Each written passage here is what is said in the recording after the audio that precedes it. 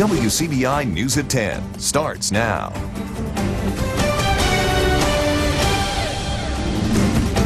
Thanks for joining us tonight at 10. It's been a question all around the state since yesterday's ICE raids on several businesses in central Mississippi. What's going to happen to those workers' children? Scott County school leaders believe the children from their district are safe, but they sent district staff out to the homes of the children who didn't show up today to let families know that school is a safe place.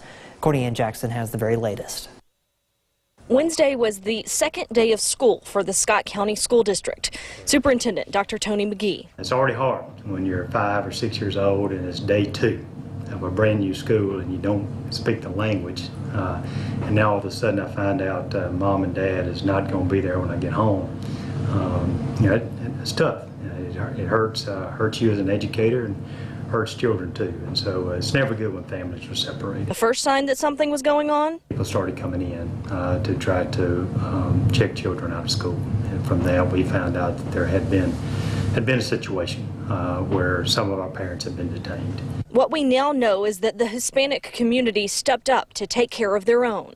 Somebody that we could verify that was directly influential in those children's lives, either a direct family member or a neighbor or somebody that may be staying with the families. An ICE spokesperson tells us that everyone arrested in yesterday's raids were given access to cell phones at a processing center for the purpose of making arrangements for the care of their children.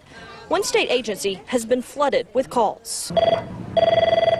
Child Protection Services. But those calls to the Department of Child Protection Services are not coming from the federal government. We were never notified. We have yet to be notified from the government that they wanted our participation in part of this. MDCPS put their emergency protocol in place, but at this time, none of their resources have been requested and no child connected to the raids has been placed in custody by the agency. It kind of breaks our hearts to not know where these children are, just like it does the general public. Around 300 of those arrested yesterday were released with notices to appear before immigration judges. A Republican gubernatorial candidate isn't wasting any time getting ready for round 2 of a primary fight.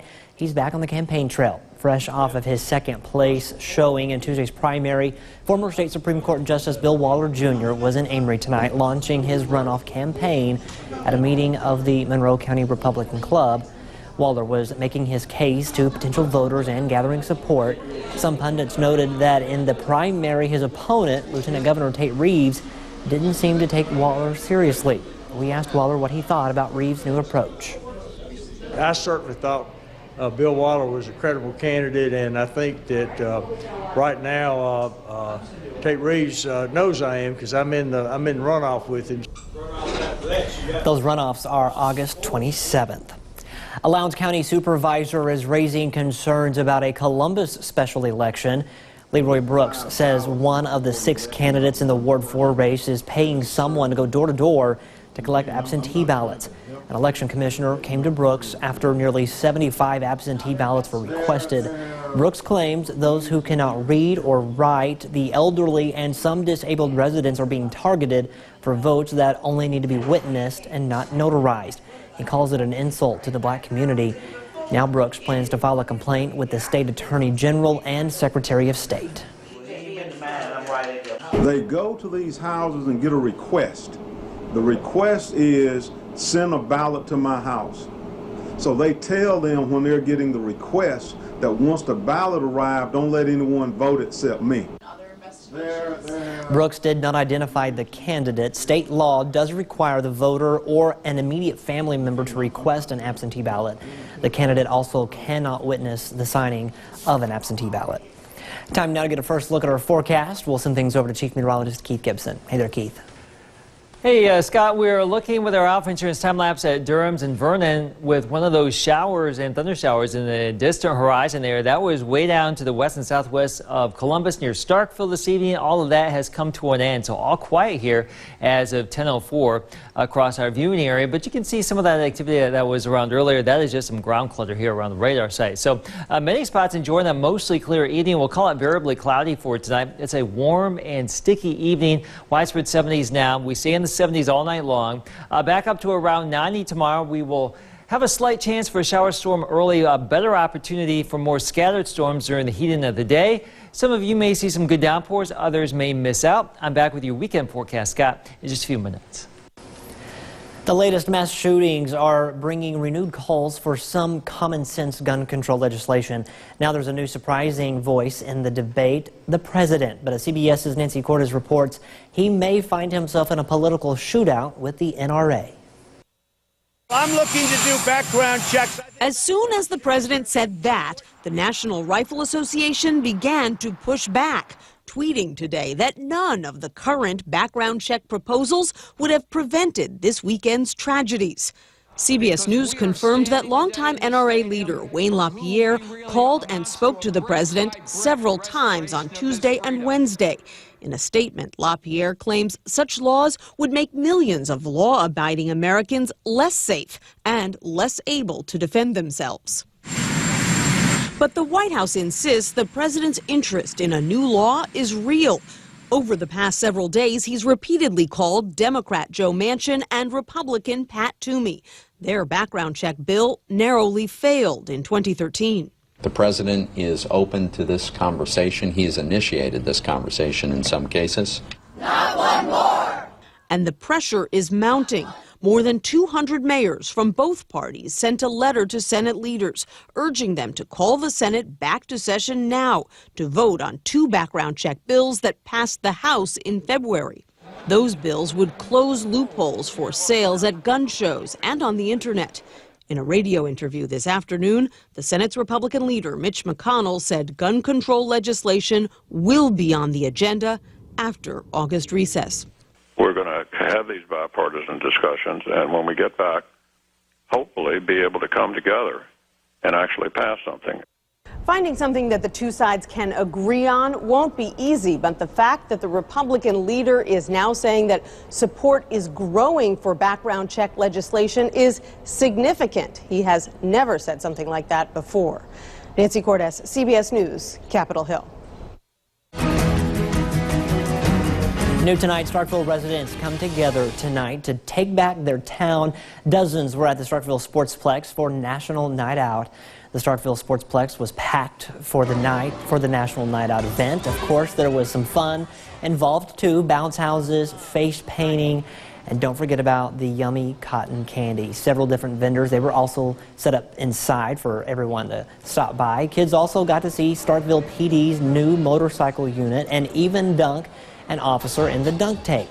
The Zeta Phi Beta youth, they also put on a show.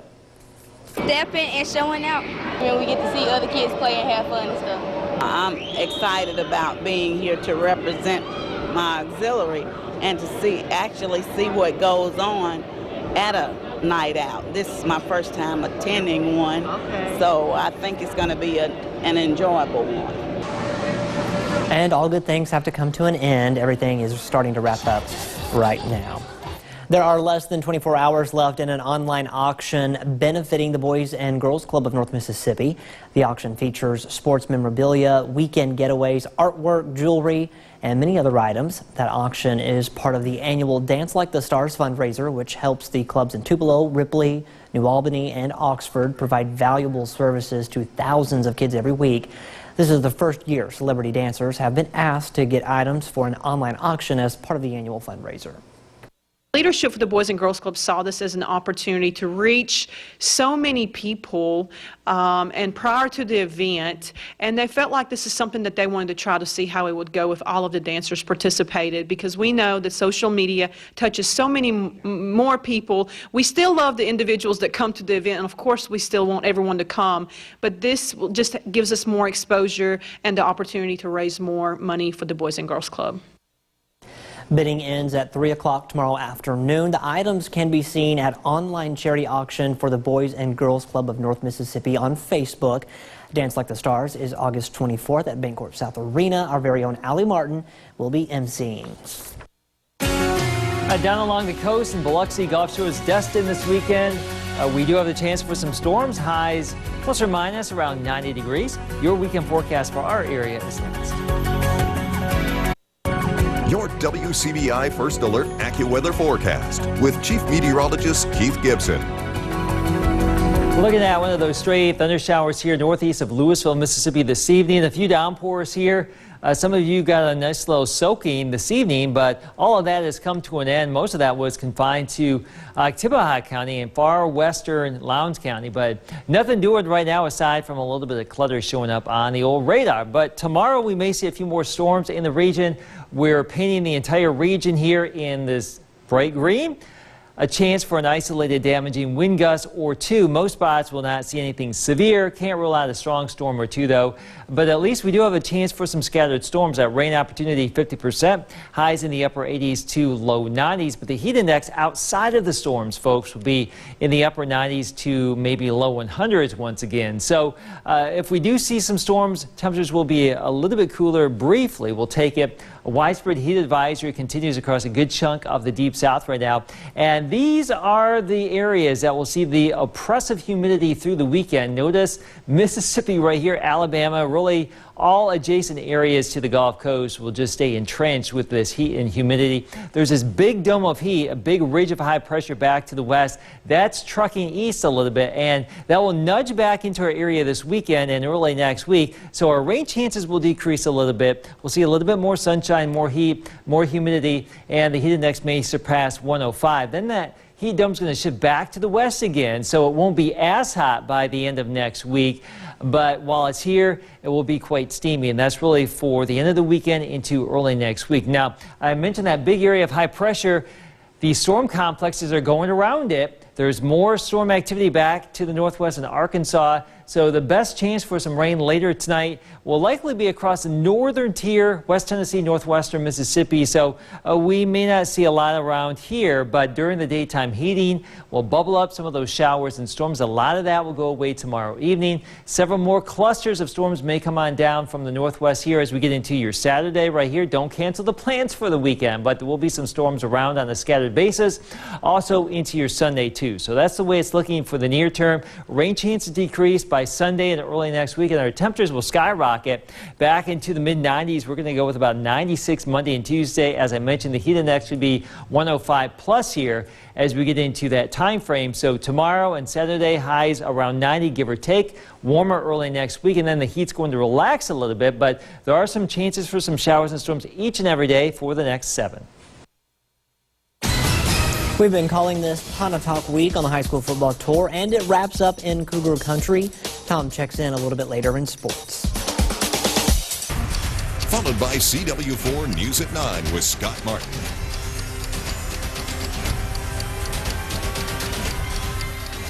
It's Ashley Home Store's sale and clearance event. For a limited time only, save up to 60% off clearance and closeout items store-wide, or pay 0% interest for 5 full years. Don't miss the sale and clearance event going on now at Ashley Home Store. You're watching WCBI News at 10 with Scott Martin. Welcome back, everyone. As football season gets closer, we're talking about concussions. Tonight we learn how to treat the head injury in our Health Talk with Baptist. Hi, I'm Dr. Lee Richardson, a physician in the emergency room at Baptist Memorial Hospital, Golden Triangle. Tonight we will discuss the treatment of a concussion. Time is the ally in concussion treatment since most symptoms resolve fairly quickly. Treatment is directed at symptom control for headaches, nausea, dizziness, and insomnia. Brain rest is an important concept. The brain is often asked to process information at a high rate of speed from television, computers, and smartphones. Limiting use of those devices may be helpful in allowing the brain to recover more quickly. The brain will recover at its own pace. While 80 to 90% of concussion patients will recover within 7 to 10 days, some patients will experience symptoms for weeks or months. A more serious head injury that involves bleeding or brain damage must be treated in a hospital. For a mild head injury, no treatment may be needed, but be aware that the symptoms of a head injury can show up later. Remember these tips. Family or friends may need to keep an eye on adults for symptoms after they are released from the emergency room or doctor's office. Parents or caregivers of children need to keep an eye on a child for symptoms after a head injury. Both adults and children must follow the healthcare provider's instructions about when to return to sports. Avoid tasks that require concentration or complicated thinking, such as reading and homework. Avoid bright lights and loud sounds which can overstimulate the brain. Remember, it may take days, weeks, or even months to recover. Join us next time for Health Talk with Baptist. Mail your topic suggestions to healthtalk@wcbi.com. Health Talk has been brought to you by Baptist Memorial Hospital Golden Triangle. New head coach, new division, new challenges. A lot of new in South Pontotoc this upcoming year. See the preview next in sports.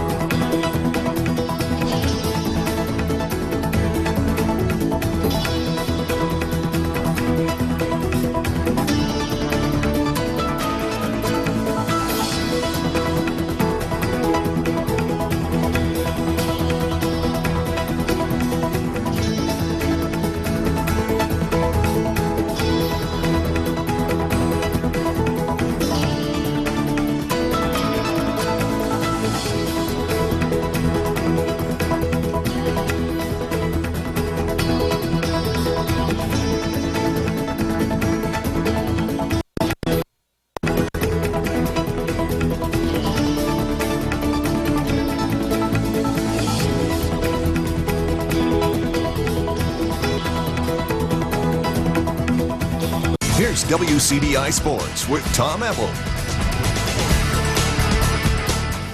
Wrapping up our high school football tour previews of Pontotoc County. Now last but not least, the South Pontotoc Cougars.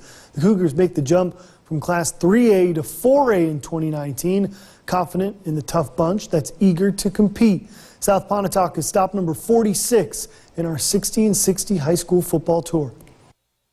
WCBI's 60 Schools in 60 Days is brought to you by Sparklight. 2, 3, 2019 will be a season of new for South Pontotoc. New impact players as the Cougars work to replace 18 seniors. Also a new head coach as former defensive coordinator Rod Cook enters his first season as head coach following Michael Bradley's resignation. With Coach Bradley leaving, he and I had both plans to carry things on just like he wasn't here. And, you know, the kids made a commitment when he left at Thanksgiving that they knew what they were going up against, and all of them stepped up to meet the challenge. Nothing really changed. He's just, you know, he's still the fiery head coach, fiery, you know, whenever he was defensive coordinator, he's still the same. Ain't nothing changed. It's going to be good having him. He's really, you know, lifted this program after Coach Bradley left, but it's nothing's really changed. We're still going to play hard for him or for whoever's our coach. I like Coach Rod. He's a good coach. He'll get on you when he needs to, and then let you know he loves you at the end of the day. One of the key guys Coach Cook won't have at his disposal this season is running back Eddie Ivey. It's going to be difficult to replace him for sure, but I feel like we'll be able to do it this year. We have some people that's stepped up and have taken control, and I feel pretty confident about them. It's hard to replace those guys. You know, they've come up through the program, and you know they've worked hard. But you know, we've got guys to step up and fulfill those positions and fulfill those roles, and we got some good seniors and some good leaders, and you know, it feels like they never left. I had a lot of respect for those seniors, but everybody's replaceable at some point. Everybody's got to go. You can't stay forever, and I feel like there's a bunch of younger people stepping up and filling those shoes.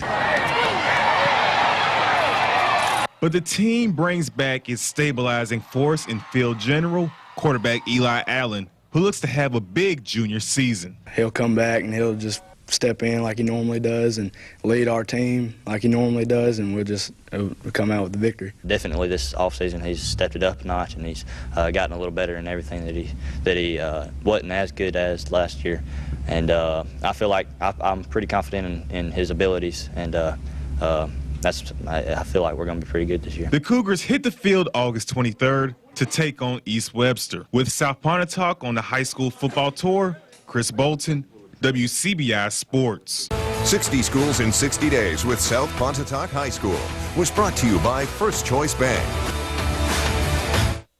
We've officially entered the home stretch of the high school football tour. Just 14 stops left Here's some of the upcoming previews. We stay in the loaded Region 2-4A. That includes South Pontotoc. Moorville coming up tomorrow. Shannon Red Raiders on Saturday and Itawamba AHS on Sunday. Before we jump into 5A football, talking about the New Hope Trojans. They're the Monday stop and also stop number 50, so 10 more to go on Monday. If you've missed any of the stops up to this point, you can go to our website, WCBI.com. Over to college football. The pads are back on for the Bulldogs. The first padded practice of the season for Mississippi State happening on Wednesday, and no changes yet to the quarterback competition.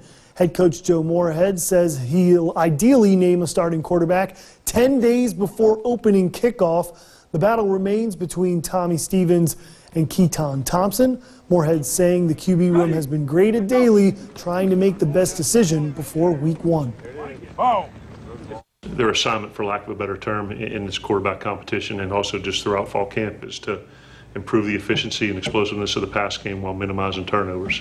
So they're all charted and graded daily on those aspects of the game. But I don't want to say it's two-horse race because anything could happen. But KT and Tommy are getting the reps with the ones and twos, and Garrett and Jalen are getting the threes. Moorhead says junior linebacker Willie Gay suffered a lower body injury in practice, but it's not considered serious, and Gay has been listed as day-to-day. That's it for sports. Last look at your forecast after the break. All right, here's our 7-day forecast. Some scattered storms tomorrow and Saturday. Scott, highs around 90 plus or minus here. Hope for some of that natural relief. Even hotter weather Monday and Tuesday. The heat index could be well over 100, maybe over 105 here. So, it's still August. These are the dog days. This can be expected. The dog days of summer. I just hope they speed on out of here. September's coming. Right around the corner. Right around the corner. Thanks for watching, everyone. We'll see you tomorrow.